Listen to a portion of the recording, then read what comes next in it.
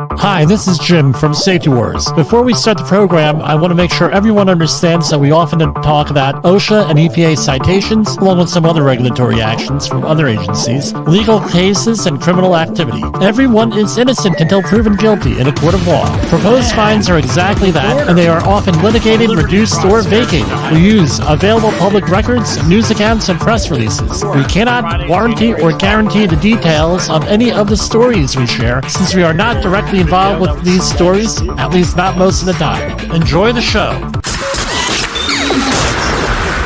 This show is brought to you by Safety FM.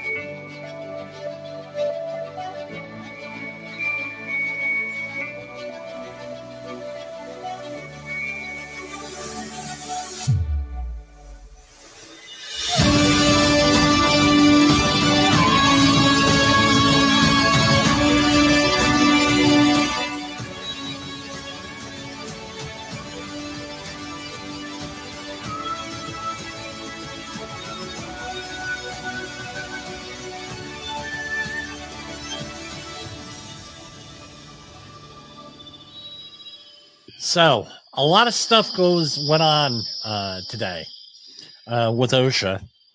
They updated their fee schedule. They updated their fee schedule today. Sorry about that, folks. Don't know what happened there with the feedback. But anyway, they updated their fee schedule yesterday. It was printed in the Federal Register. And we'll cover it tonight. Also, a whole bunch of other stuff going on with OSHA. They finally updated their press releases. So that was actually a pretty good thing. They're finally on board now as of last night with everything going on here. Let me make sure we are on. Yes, we are on live on YouTube. All right. So we're probably going to be, just to let you know, we're going to be doing some live things. The way we're setting up the program nowadays is we're going to do 15 minutes, right, at a clip. And then if that clip, I'm satisfied with it, we're going to release it separately on social media platforms. People like the 15-second type deal with things, which is fine. They like 15 seconds. Like it real quick, not the hour-long format. We're going to try that out coming up, and we'll be releasing other stuff. Just check back here. Join us. We're on TikTok as Safety Wars, LinkedIn under my name, Jim Poesel, Poesl. Also, we have a corporate Facebook page, Safety Wars, and many, many other things out there. So, if you're interested, go and check things out. We're expanding things for 2024 now that things aren't as crazy now. Or someone say, Jim, you don't function well unless things are crazy. And there's some truth to that. So anyway, I'm going to do a share screen here. We're going to go right to the OSHA press releases here. And if you are an outreach trainer, this is what you want to pay attention to, is that they updated their penalty amounts, OSHA did, for 2024. And let's share that. If you are on the podcast, just go on over to the OSHA.gov website, and you will find out that there were 2024. I could not, what they are for 2024. You'll see the printout, and we're going to be going into a little bit more detail than most of the other places out there. And the other places are doing well. I mean, they get a lot more views than me, some of them. Some of them don't get as many views. But a little bit of, we're going to go a little bit more in depth and in detail here. And I'll say things a little bit differently as usual. So right here are the OSHA penalties. And let me get a different view here. And let me try to zoom in a little bit more. And there we go. So below, these were released yesterday, January 11th. I like to be the first ones, but I couldn't do it on this one. So below are the maximum penalty amounts for the adjusted with the annual adjustment for inflation that may be reassessed after January 15th, 2024. So these are as of Monday, this Monday coming up, Martin Luther King Jr. Day, the observed day here. So they're long and short, serious or other than serious. Posting requirements, $16,131 maximum penalty. Failure to abate, $16,131. That's per day, usually up to 30 days. And the other one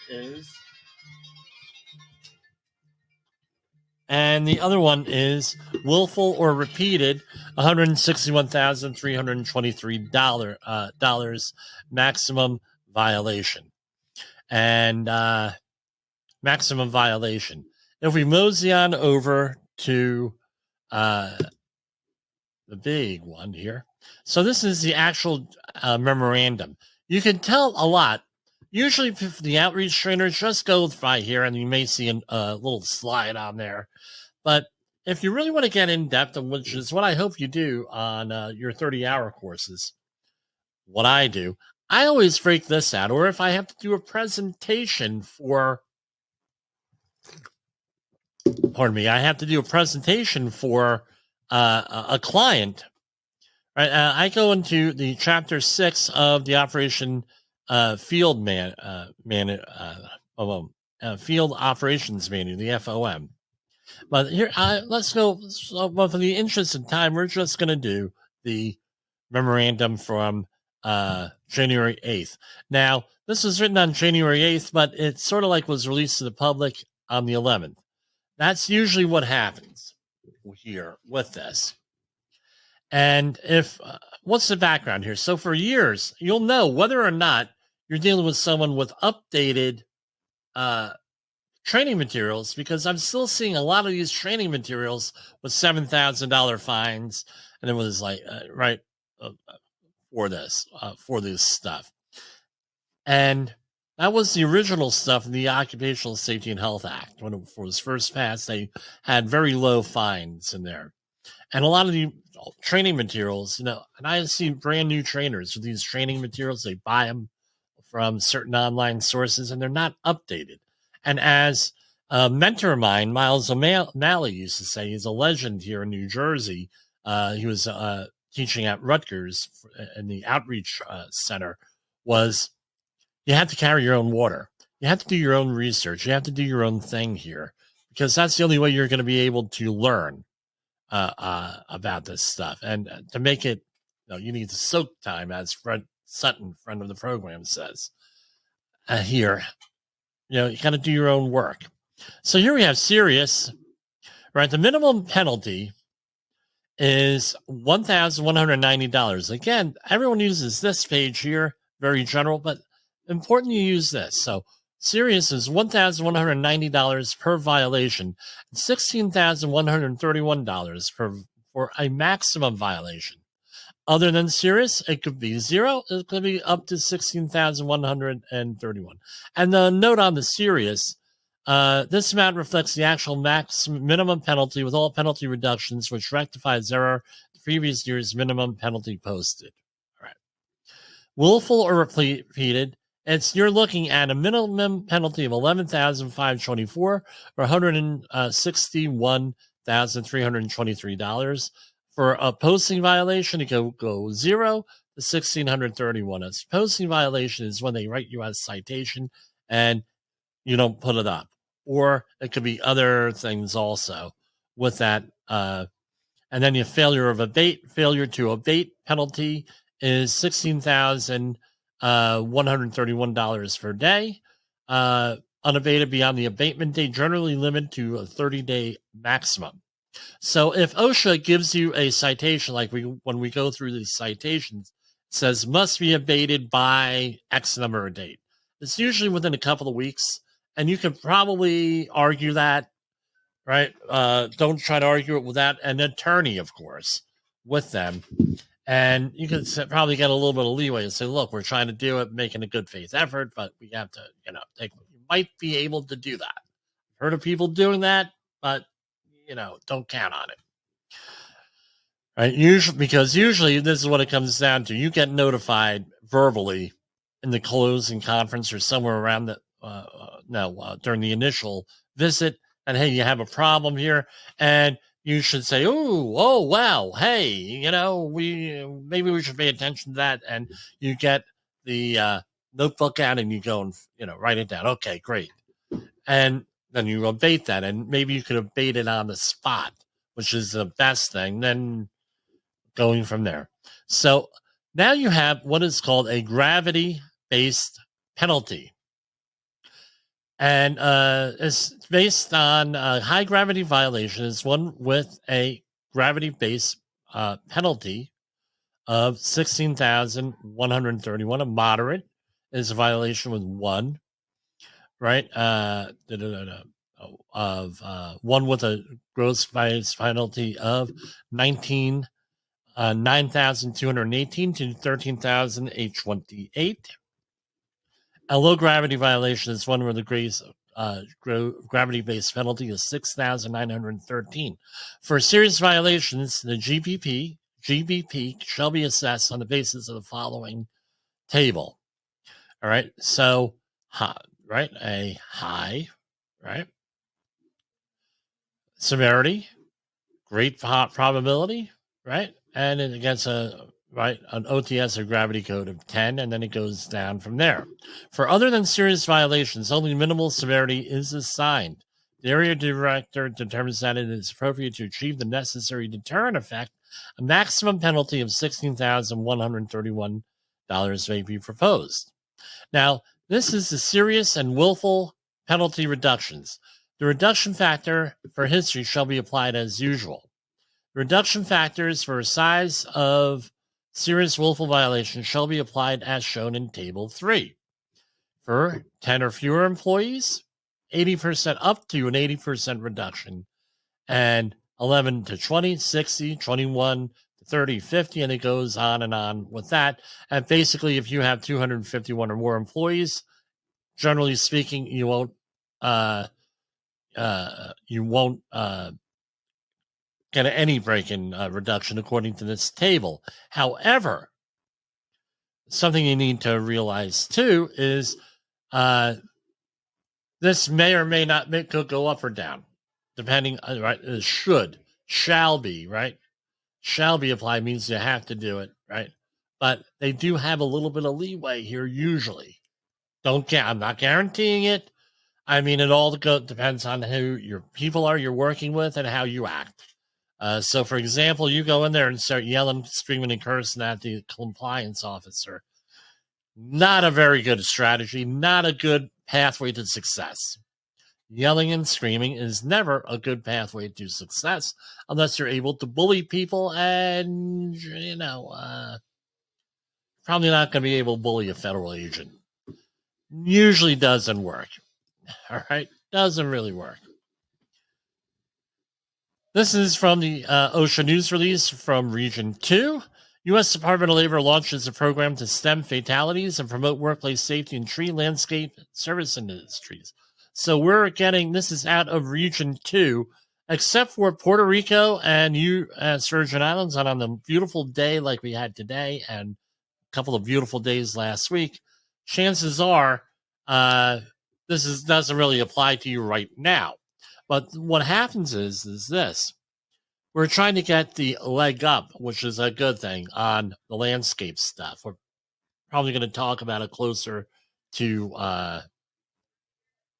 the spring, since we're, people don't really get involved in landscaping here in my area until about April 1st, in South Jersey, probably around mid-March, 2 weeks before then. Then they worry about landscape. Not too much landscaping going on this time of year. There is some, but not too much.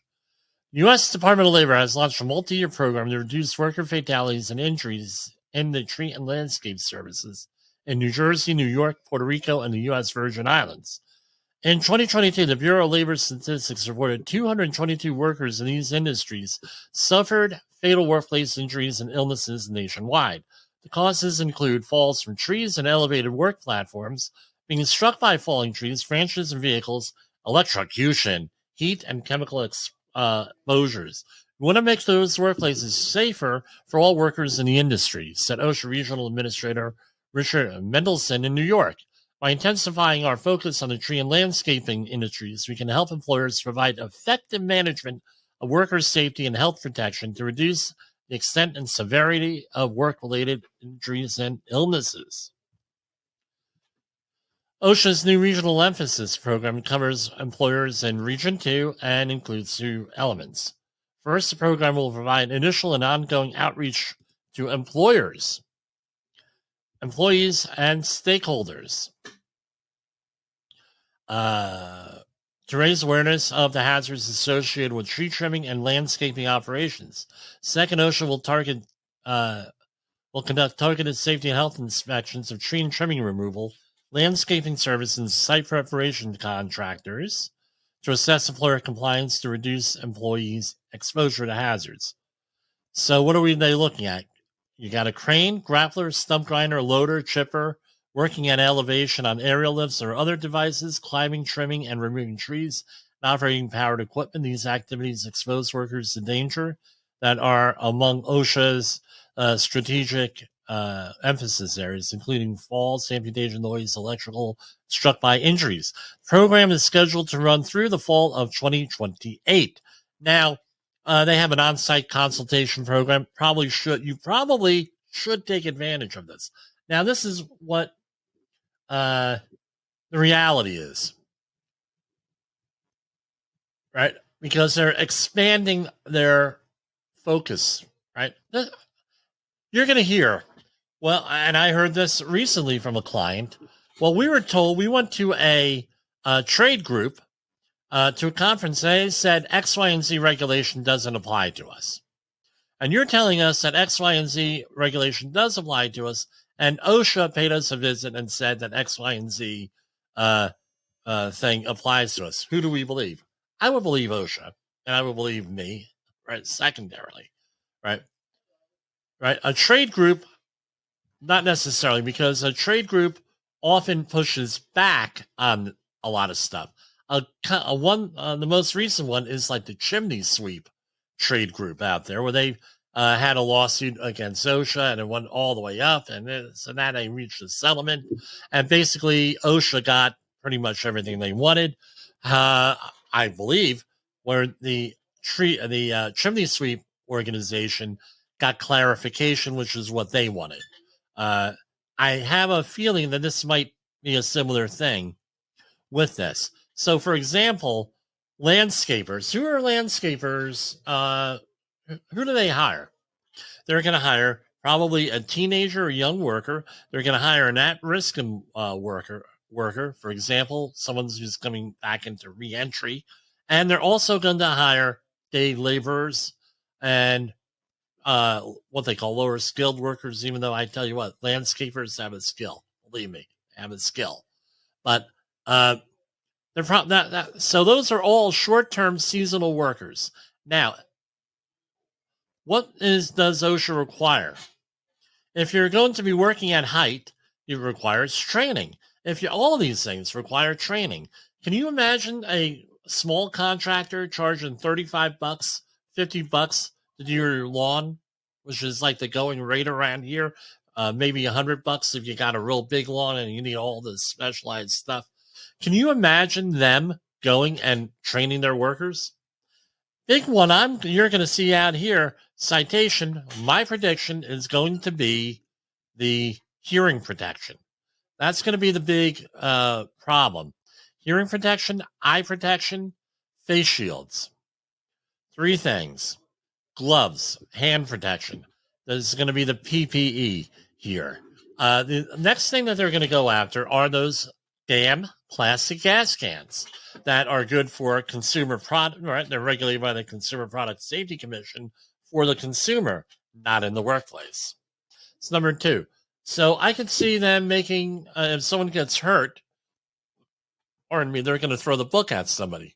I see also that they're going to make an example of someone. So, for example, someone comes up, hey, hi, I'm from the government. I'm here to help. I'm from OSHA. And then someone goes in there and they're like, who are you? Bleep you. I never heard of you. Blah, blah, blah, blah, blah, blah, blah. Now you're going to have an issue. And that's what I see happening here with this. That's my prediction.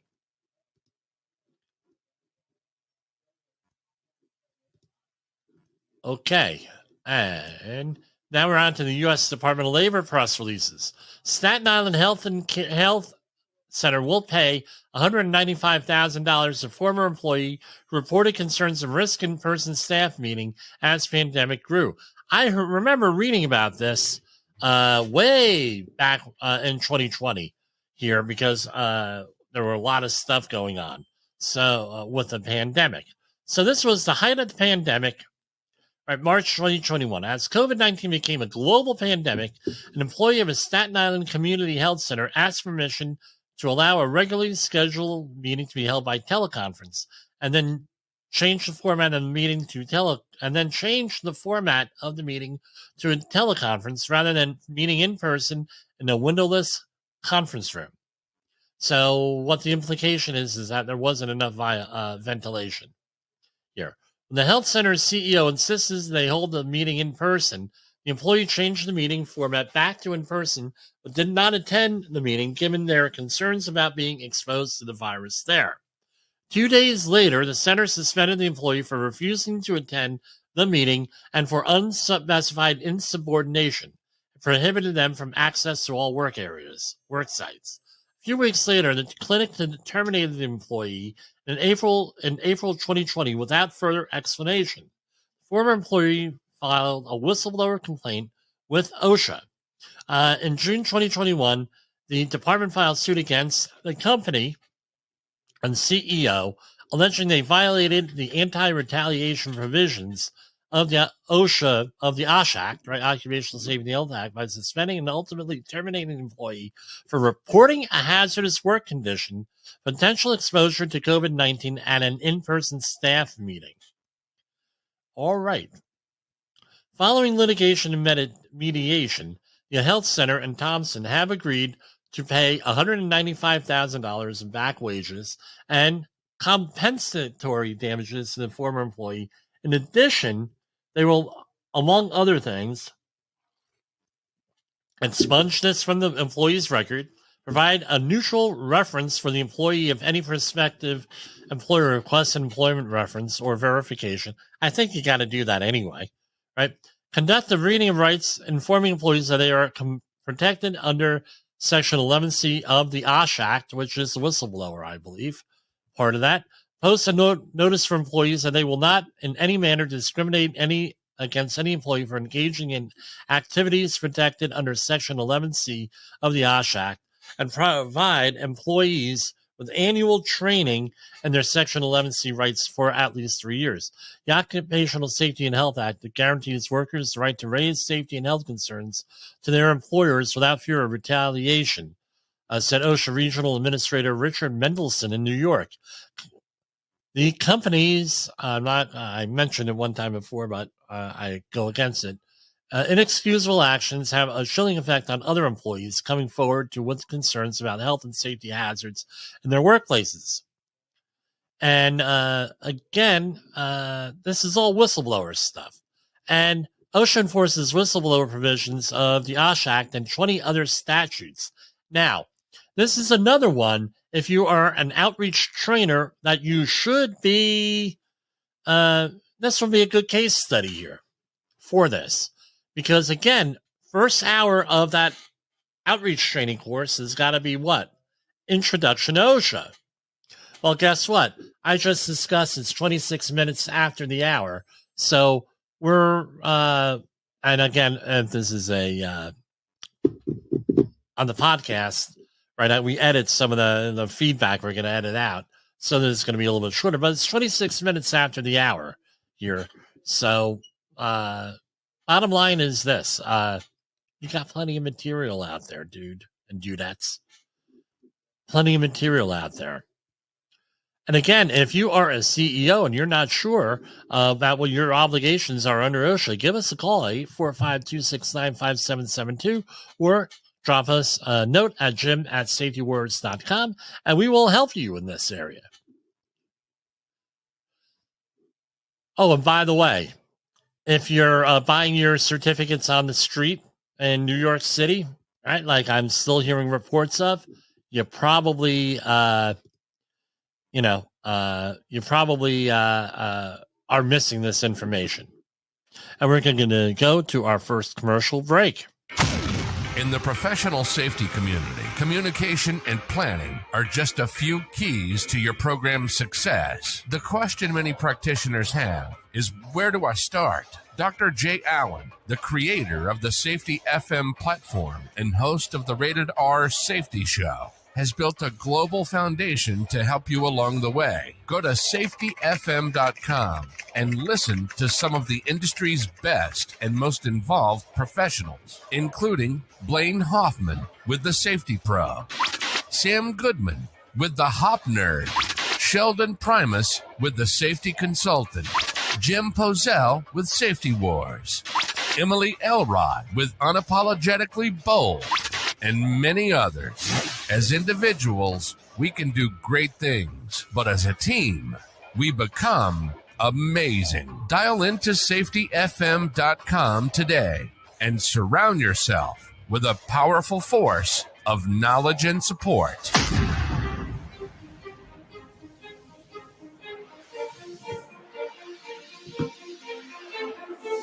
OSHA recordables, catastrophic losses, environmental disasters. You want answers? So do I. This is Jim Posel with Safety Wars. That's my daddy.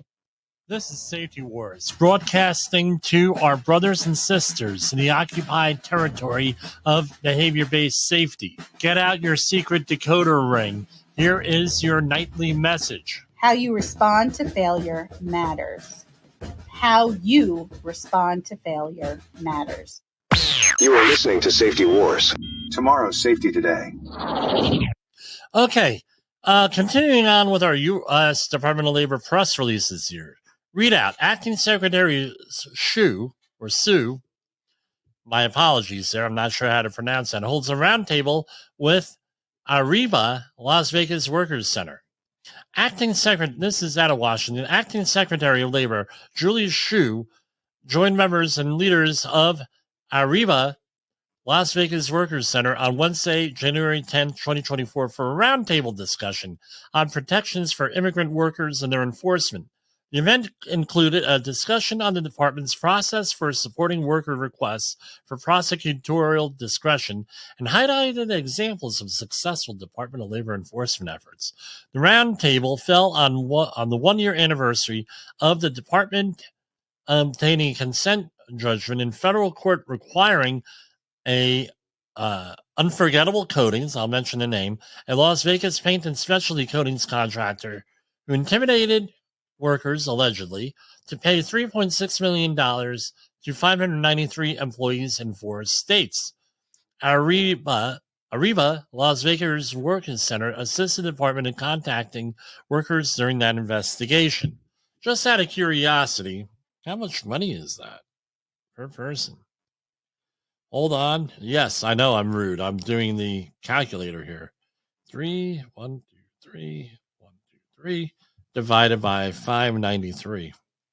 So each worker got just shy of $6,100 for that. Wow, that was,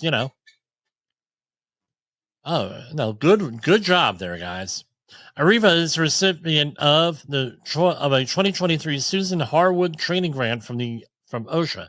These grants are used to support education and training to help workers and employers recognize serious workplace hazards, employee injury prevention, and understand workers' rights and employers' responsibilities under federal law. This is a quote from Acting Secretary of Labor, Julie Shu. I want to recognize the important work of each of you and Arriva Las Vegas as an organization does. I know that many of you are leaders in your community. I also congratulate you on your Susan Harwood grant, which is awarded by the Department of Labor to help community organizations promote occupational safety at work. It is a priority for me and my department that all workers can exercise their rights. The Department of Labor must also do everything within our power to enforce labor laws. Enforcing labor laws is a tool not only to combat wage theft and protect workers, but also to support them in increasing their power. Let's work together to achieve it. All right, next one. Here we have out of Hartford, Connecticut, not too far away from where we are now. Court enters consent order for a contractor to pay $13,000 in back wages and back pay, punitive damages for retaliating against an employee. After an investigation by U.S. Department of Labor, a federal court entered a consent judgment requiring a government contractor based in New Bern, North Carolina, to pay a total of $13,885 in back pay and punitive damages to an employee for violating the anti-retaliation provisions of the Fair Labor Standards Act. The department found that D2 Government Solutions, LLC, retaliated against an employee who complained about their wages to D2 and the Connecticut National Guard, a government entity with which D2 had contracted. D2 issued an employee a disciplinary letter that prohibited them from contacting government officials about their employment. Oh, by the way, you know what that's called? That's called a violation of your civil rights. Because under all these laws, you have a right to talk to the government. What way it is, right? An action that could discourage other employees from engaging in an FLSA protected activity. So this is a protected activity. The people say, don't talk to the government. Real bad idea there. What I do point out is you're as a federal agent and you're supposed to tell the truth. That's all I usually say here, right? An OSHA compliance officer is a federal agent. Can't really lie to him. And that's pretty much where I stop, right? You want to talk to him? Good. Just don't lie, all right? Because if I lie, I go to jail with him, right? It's because it's considered perjury. Or anybody else. Any cover-ups, it's a real bad thing. As further evidence of retaliation, the employee was not reinstated following a temporary layoff, though 5 other laid-off D2 employees were called back to work. The FLSA prohibits employers from firing or taking other adverse action against employees for exercising their rights. Effective enforcement of the Fair Labor Standards Act requires that employees feel free to speak to the U.S. Department of Labor and cooperate in our investigations. The department will take swift legal action. Yeah, they will take swift legal action to hold employers accountable when they chill employees from asserting their rights, including the right to communicate with the department about potential wage and hour violations. And I'll add, you have whistleblower provisions there too in 20, I think it's 20 plus, right, areas. So you cannot tell your employees not to talk to the government. Can't do it. This is what I laugh about with these non-disclosure agreements that we are all forced to sign in many different ways. Well, my understanding, I'm not an attorney, I don't play one on TV, is that if someone's doing something blatantly illegal, guess what? You got to report it. Right? You're supposed to report it. Whether the government chooses to do anything about it, they're a totally different story. But no, they don't cover illegal activities. So, for example, let's say that they are torturing employees in the back room here of your office building, and they're getting beat up and everything. Well, you have an NDA agreement. You're not supposed to disclose that and call the police or something. And I've had people pull this crap, right? Oh, well, you signed an NDA, Jim, or this is like 20 years ago. Actually, more than that. Oh, I'm getting old. 25 years ago, I worked for other people. Well, we're doing this, we're doing this, but you're not allowed to disclose it because you have an NDA. Yes and no. You're paying me directly. If you're doing something illegal, I'm supposed to report it. Now, how do some people get around it? And even this, my understanding is not even legal. They attempt to get around it by having a third party get hired by an attorney, and the third party only communicates to the attorney, and then you have attorney-client privilege, which, right, Talk to an attorney on that. I'm not an attorney. So the case reminds employers that the U.S. Department will not tolerate retaliation, will seek to recover back pay owed to employees. The Fair Labor Standards Act forbids employers from taking adverse action against employees for engaging in protected activities such as inquire about their pay, filing a complaint, or cooperating with the U.S. DOL. D2 Government Solutions provides administrative and logistical support through contacts with military bases in multiple locations. All right, so we have it on there. U.S. Department of Labor recovers $132,000 in back wages and liquidated damages for workers with a Clearwater contractor that denied overtime. So this is out of Clearwater, Florida. U.S. Department of Labor Wage and Hour Division investigators found a Clearwater roofing contractor of mobile and manufactured homes failed to pay overtime for hours worked over 40 in a work week to 21 employees as required by the Fair Labor Standards Act. Specifically, the employer paid workers by the piece, but failed to pay the time and 1.5 rate for hours worked over 40. In addition, all Florida weatherproofing did not include a non-discretionary bonuses in the employee's regular rate when computing overtime payments. The employer failed to maintain time records outlining stop and start times for employees' workdays. This is the problem when you have piecework, right? With this. So even if you're being paid by the piece, if you're still working over 8 hours, time and 1.5 hour rate for hours worked over 40. Way it is, according to this article from the Department of Labor. And an investigation, apparently this is a repeat one, an investigation concluded by the agency in 2019 found similar overtime violations. And it was $132,400 in back wages and liquidated damages for 21 workers.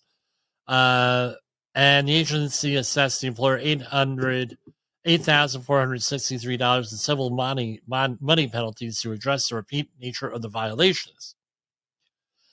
Quote, and this is from Wage and Hour Division District Director Nicholas Ratmuroff in Tampa, Florida. Paying workers by the piece does not excuse an employer's requirement to pay overtime when the employees work more than 40 hours in the work week. All Florida weatherproofing and construction is well aware of their obligation after our agency found similar violation just 4 years ago. Once the workday begins, employers must count preparation work, travel time, and principal work activity as hours worked. Employers and employees can reach out to us by helping us. Right? Blah, blah, blah. Now, I'm going to draw, this is often what happens. I'm not saying it happened here, but this is often what happens. You have high turnover rates and right? So an executive may rely on someone in HR, someone in payroll to manage this. There's rollover, there's turnover. New people come in. Guess what? They don't have the knowledge of this. And the same thing is this. I tell workers, and I tell people professionally, if you're going to be working for someone, and I go through this, right? I teach at, I'm going to be teaching again this year at a university in their outreach program for at-risk workers or in underserved communities. One of the things that happens is, right, especially I'm giving the outreach course, I make darn sure, or even if I don't have time to do it, I do it over a break, and we all get a big kick out of it, is the establishment search on the OSHA website. I said, look, if you're going for work for an interview, check out what's going on that establishment search on OSHA to figure out, see what kind of violations they've had. Also, don't be afraid to Google and everything else. I said, no, if you use Google, things like that, how reliable is. Maybe good, maybe bad, depending on the source. However, when that establishment search, that's pretty much dead on there. And we go through all of the, hey, look up this company, look up this company, look up this company. About half the time we find companies, they're like, holy Wuvno. They did this, they did that. Wow. So we teach them that as a necessary skill so they don't get preyed upon by predatory employers. That, by the way, I would like to take credit for coining that phrase, predatory employers. The U.S. Department of Labor has obtained a consent judgment in federal court that requires the Philadelphia Home Health Agency and its owner to pay approximately $1.6 million in back wages and liquidated damages to 288 workers. Right, the consent judgment follows a complaint filed in February 21st, 2023, against a company and the owner. The investigation by the Wage and Hour Division found employers did the following: paid home health aides and their regular rates of pay for all hours worked, failing to pay overtime, failed to combine hours between multiple clients for overtime calculation purposes. Sounds like a real accounting issue here. Did not pay home health aides for time spent traveling between clients' homes in the same workday. Maintained inaccurate records of hours worked due to not tracking hours for travel time. Failed to keep payroll records for the part of the period of investigation. Now, we have a home health care person come in here, and believe me, first thing that they do when they come in, they're great people. We have phenomenal people here. All right. First thing that they do, Mr. Posel, right? What's your Wi-Fi password? Because I can't get a signal here. Yeah, I said, yeah, tell me about it. So they break out their smartphone. I give them the Wi-Fi password there. They go in, and that's the first thing that they do is they make sure that they check in for reasons like this. All right. So anyway, in addition to recovering 823 blah blah blah and back wages and an equal amount in liquidated damages, the judgment entered into the U.S. District Court for the Eastern District of Pennsylvania in Philly requires the company to pay $56,218 a civil money penalty assessed by the division for the willful nature of the employer's violations of the Fair Labor Standards Act. The court also enjoined the employers from violating the FLSA in the future. I don't know why they have to do that. I'm not an attorney, but, it's like that movie, Liar, Liar, with Jim Carrey, right? Guy calls on the phone, he picks up, and someone hands him the phone. He tells the secretary or whoever tells the character, hey, so-and-so is in jail. He wants to know what to do, what he should do about it. Jim Carrey grabs the phone and says, stop breaking the law. And he uses an expletive. You want to stay out of trouble? Stop obeying the law. Start obeying the law. You won't get into trouble, generally speaking. We're going to switch things up here with United States and California announced diesel engine manufacturer Cummins Incorporated agrees to pay a record $1.675 billion in civil penalties and vehicle test cheating settlement. The total value of the settlement exceeds $2 million and requires nationwide recall of model year 2013 to 2019 Ram diesel 2500 and 3500 vehicles. All right. The Justice Department Environmental EPA, California Air Resources Board, and the California Attorney General's Office released the details of a proposed settlement with diesel engine maker Cummins Incorporated for alleged violations of the Clean Air Act and California law. Beyond agreeing to pay the $1.675 billion civil penalty, the largest ever assessed in a Clean Air Act case, Cummins has agreed to spend more than $325 million to remedy the violations, which included the use of software defeat devices that circumvented emissions testing and certification requirements. Under the settlement, Cummins must complete a nationwide vehicle recall and update the software in hundreds of thousands of Ram 2500 and 3500 pickups. And it goes on and on and on. Pretty, I tell you what, there was another car company that had a similar situation happen a couple years ago. And this is not a government website, so I really am not supposed to share that with you. I usually only share government websites here. This is from EHS Daily Advisor. OSHA Enforcement Roundup 2023 fourth quarter.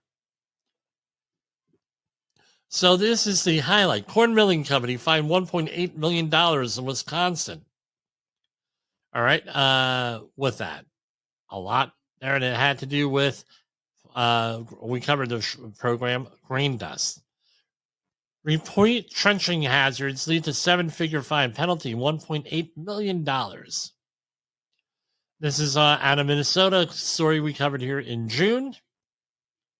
And no protective systems and other things going on there, $1.8 million. Here we have a machine hazard, primarily guards, and this one is also in Wisconsin, too, from Wisconsin, $1.4 million. No, a guy got caught in a machine that was unguarded. Severe violator fine again for fall hazards. This is out of Ohio, $730,000. A machine shop cited for safety and health hazards. Guarding issues, 58 violations. I remember this one, $596,000. And this is out of Texas. Employees suffers fatal fall, $522,000. This is a local one. New York contractor was cited by OSHA after their investigation found the contractor could have prevented a roofer's fatal fall by following legally required safeguards to prevent falls. And next one, $312,518. This is machine hazards lead to fatal falls here. Again in Wisconsin. For whatever reason, they're very active in Wisconsin. So this one is out of the Federal Register. California Occupational Safety and Health State Plan and Operational Status Agreement. So a little bit of insight here. That's the only reason why I gave it. It's not, I'm covering it. It's not really big news, but it does give us some insight here. California. Yeah, let me check on time here real quick. Okay. California administrators, administers an OSHA-approved state plan to develop and enforce standards for public sector and private sector employers pursuant to provisions of the Occupational Safety and Health Act. The California Occupational Safety and Health Act plan received initial federal OSHA approval in 1973. Going on and on and on. So there's a new operational status agreement. So on September 15th, 2022, OSHA in California signed a new operational status agreement to replace a previous one. And going on, why are we hearing this today? I don't know. On here. Basically, first, the operating status agreement clarifies that federal OSHA enforcement authority within the U.S. military installation applies when installations' borders are secured and access is controlled, but that California continues to have enforcement authority over state and local government employers on such military installations. So the bottom line is here, if you're federal, right? OSHA has jurisdiction, and we all know what that is, right? And state and local government employers, they have it for state and right, California has jurisdiction. Also, the federal enclave, and over which federal OSHA retains enforcement authority, revises the specific list of recognized federal enclaves to bring that list up to date. Third, 2022 OSHA clarifies the scope of OSHA authority over employers operating on Native American reservations, trust lands, including that California continues to have enforcement authority over state and local government employers operating such lands and over tribal member employers operating outside of such lands. And fourth and finally, there is a new definition of maritime employment over which federal OSHA maintains enforcement authority, including dredging, pile driving, similar operations on navigable waters and all floating drilling platforms on navigable waters. Goes on and on and on. So that clarifies things. If you work in California, I'm sure in California this is an issue there. Otherwise, they wouldn't have done this. Here we have one from KNEWZ, KNUDS. Right, volcanic superstructure forming under the Pacific Ocean is larger than Idaho. The old phrase that we're not making any more land isn't true. Volcanoes can do it. Right, so KNEWZnews.com, that's knews.com, has learned new details about a plateau in the western Pacific Ocean. Doesn't qualify as land by definition because it's not on the surface, but it's growing in size. Scientists call it the Melanism. Sorry, I cannot say that word. MELANESIAN, border plateau. And research being published Monday, January 15th, offers to call the source of it Ocean Mid-Atlantic Superstructure. So, okay, great. I know there is a submerged almost continent out there, right? I forget the thing out there out in that area. I'm wondering if that has something to do with that. Chemical Safety Board news release. This was issued, doesn't have a date on it. The first day of Kwanzaa, December 26, 2023. Today, the U.S. Chemical Safety and Hazard Board investigation released its final investigation report into the fatal January 29, 2020 well blowout at the Daniel H. Wendland 1H well in Texas. 3 workers suffered fatal burn injuries from flash fire that erupted when hydrocarbons from the well ignited, and the 4th worker was seriously burned but survived. The CSV's final report found that the lack of effective well control practices, including well barriers, contributed to the incident, along with the absence of regulations governing onshore oil and gas operations. So there were 4 key safety issues identified. Well planning. Again, no written plan associated with the well and its construction, or an inadequate plan at best. Checking the time here. Okay, well control for completed wells and underpressurized reservoirs. The CSV learned that the industry guidance does not provide reliable methods for well control for completed wells and underpressurized reservoirs. Further, existing regulations do not require the implementation and maintenance of well control for onshore oil and gas operations. 3. Ignition source management. During the incident, a mixture of flammable hydrocarbons released from the well found an ignition source. Multiple potential ignition sources were identified in the vicinity of the open well bore. Chesapeake's policy did not include industry guidance, hazard assessments when locating ignition sources and atmospheric monitors near potentially flammable atmospheres.